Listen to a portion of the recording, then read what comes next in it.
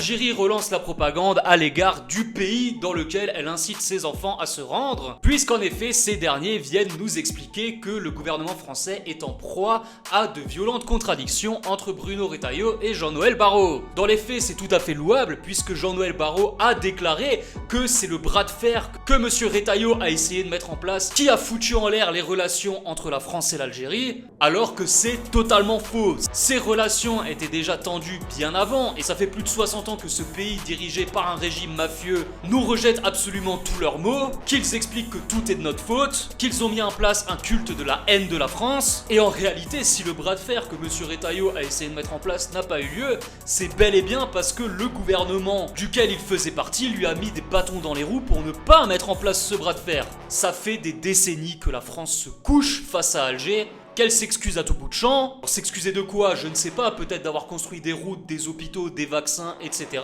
Mais le fait est que le résultat est le même puisque l'Algérie ne comprend rien d'autre que le rapport de force. Et ça, y a qu'à voir ses relations avec les États-Unis pour le comprendre. Les États-Unis les ont littéralement mis à l'amende et bizarrement, on n'entend pas Abdelmadjid Tebboune et sa clique d'octogénaires corrompus ouvrir leur gueule face aux Américains.